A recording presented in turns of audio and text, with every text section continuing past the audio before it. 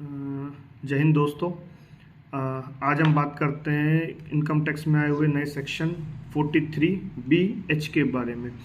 तो दोस्तों रिसेंटली इसके ऊपर बहुत ही ज़्यादा क्वेरीज पूछी जा रही हैं हमारे क्लाइंट्स और अपने दोस्तों के द्वारा। बहुत ज़्यादा इसके अंदर कुछ कन्फ्यूज़न भी है, तो आइए हम कोशिश करते हैं उन कन्फ्यूज़न के बारे में उनको सॉल्व करने की। तो सबसे पहले ये एप्लीकेबल कब से है, तो ये 1 अप्रैल 2023 से एप्लीकेबल है। इसके अंदर सेक्शन 43B के अंदर जैसे लिखा हुआ है कि जो एक्सपेंसेस हैं वो कुछ एक्सपेंसेस हैं जो पेमेंट बेसिस पे अलाउड किए जाएंगे। इसके अंदर भी वैसा ही है कि जो एक्सपेंसेस हैं वो अलाउड होंगे पेमेंट बेसिस पे, लेकिन 43B के अंदर ये है कि अगर जो पेमेंट है वो अपन ऑडिट की डेट तक या ड्यू डेट तक, ITR की डेट तक अगर पेमेंट कर देते हैं तो वो उसी साल में अलाउड हो जाते हैं। लेकिन सेक्शन 43BH के अंदर स्पेसिफिकली लिखा हुआ है कि जो पेमेंट है वो अपने अलाउड होंगे अगर वो पेमेंट आपने 31 मार्च 2024 तक, मतलब विद इन फाइनेंशियल ईयर के एंड तक आपने अगर पेमेंट कर दिया है तो ही वो अलाउड होंगे, अदरवाइज वो उस साल में अलाउड ना होके जिस रिज्यूम करते हैं। तो एक्चुअल पेमेंट बेसिस पे होगा कि आपने अगर 31 मार्च 2024 तक उसका पेमेंट नहीं किया है तो जिस साल या नेक्स्ट ईयर आप जब उसका पेमेंट कर देंगे तो वो नेक्स्ट ईयर में आपको अलाउड कर दिया जाएगा। ठीक है। सेकंड, ये एप्लीकेबल किसके ऊपर है, तो अपन इसको एक एग्जांपल से समझते हैं। फॉर एग्जांपल मेरी एक ट्रेडिंग कंसर्न है, मैं गुड्स जो परचेज करता हूँ वो कुछ मैन्युफैक्चरर से परचेज करता हूँ और कुछ सर्विस प्रोवाइडर्स की सर्विस लेता हूँ।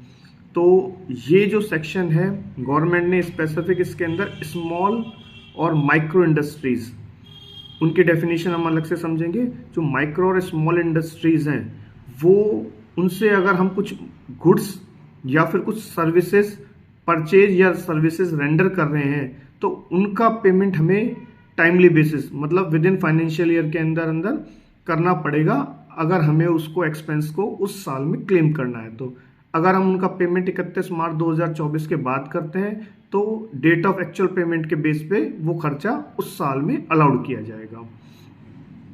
एक एग्जांपल ले लेते हैं। फॉर एग्जांपल मैंने एक सर्विस रेंडर करी 1 जनवरी 2024 को, मान लेते हैं 1 लाख रुपए की।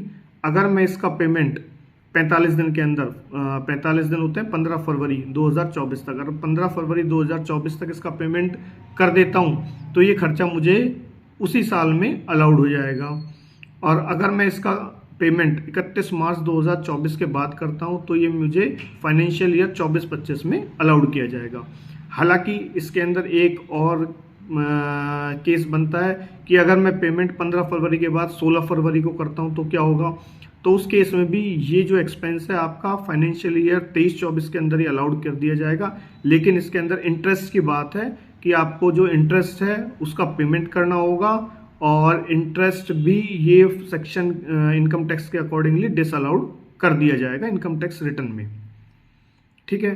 अब इसके अंदर एक कंडीशन आती है कि 15 और 45 दिन का पेमेंट शेड्यूल रखा गया है। तो 45 दिन का कब है और 45 डेज का कब है, आप डिस्कस कर लेते हैं। तो 15 दिन का जो पेमेंट शेड्यूल है वो उस केस में है जब आपने अपना कोई एग्रीमेंट पार्टी के साथ नहीं कर रखा है, और अगर आपका एग्रीमेंट है और वो एग्रीमेंट अगर 45 दिन से ज़्यादा का है तो उस एग्रीमेंट को टाइम घटा के 45 दिन मान लिया जाएगा। और अगर एग्रीमेंट 30 दिन का है तो उस पर एक्चुअल डेट जो 30 दिन है उसको डेट ऑफ पेमेंट माना जाएगा। हाँ, इसके अंदर कुछ अभी भी कंफ्यूजन ये है कि फॉर एग्जांपल सर्विस रेंडर हो गई है लेकिन बिल नहीं आया है, या फिर गुड्स रिसीव हो गए हैं लेकिन उनमें कुछ डिस्प्यूट है, या गुड्स अभी मुझे रिटर्न करने हैं, तो उन केसेस में कैसे कैलकुलेशन की जाएगी।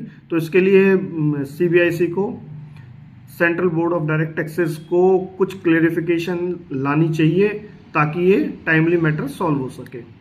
इसके बाद हम बात करते हैं ये माइक्रो और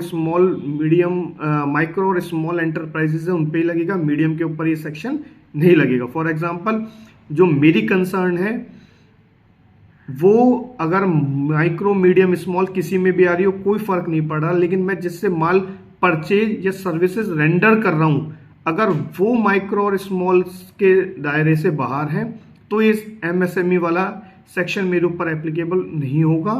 और अगर जिससे मैं परचेज या रेंडर सर्विस कर रहा हूँ वो एमएसएमई में आ रहे हैं तो मुझे कंडीशन 15 डेज और 45 डेज वाली देखनी पड़ेंगी। देन इसके अंदर किन को माइक्रो और स्मॉल कैटेगरी के अंदर रखा गया है, तो इसकी डेफिनेशन इन्होंने पहले से दे रखी है। इसके अंदर है माइक्रो इंडस्ट्रीज वो हैं जिनका प्लांट एंड मशीनरी में इन्वेस्टमेंट 1 करोड़ का और उनका turnover not more than 5 crore, जिनका 5 करोड़ से कम का तो टर्नओवर होना चाहिए और investment in plant and machinery में 1 करोड़ से कम का होना चाहिए।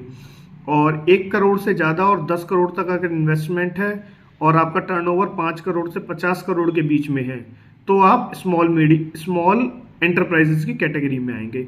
इसके बाद अगर इसमें से अगर एक भी कंडीशन अगर फुलफिल नहीं होती है तो आप मीडियम कैटेगरी में चले जाएंगे जहां ये सेक्शन एप्लीकेबल नहीं होता है। और इसके अलावा हाँ, सबसे इंपॉर्टेंट इसके अंदर ये आ रहा है क्या ट्रेडर्स को इसके अंदर इंक्लूड किया गया है, तो एक क्लैरिफिकेशन 2021 के अंदर इस पे आया था कि जो ट्रेडर्स हैं उन्हें प्रायोरिटी सेक्टर लैंडिंग के लिए एमएसएमई का रजिस्ट्रेशन अलाउ कर दिया गया था ताकि वो प्रायोरिटी सेक्टर लैंडिंग का बेनिफिट ले सकें at the time of taking loan from banks और अदर एनबीएफसीज। उसके लिए ट्रेडिंग सेक्टर को एमएसएमई का रजिस्ट्रेशन दिया गया था। 2021 में एक इस तरह का नोटिफिकेशन आया हुआ है, ये मेरा व्यू है, लेकिन इस पे भी सीबीआईसी को कोई क्लैरिफिकेशन जरूर लाना चाहिए, टाइमली लाना चाहिए ताकि ये चीज़ें क्लियर हो सके। जय हिंद दोस्तों, आई होप आपकी ज़्यादा क्वेरी मैंने सॉल्व कर दी है, फिर भी कोई रह रही है तो आप मुझे कमेंट में बता सकते हैं। जय हिंद दोस्तों, थैंक यू।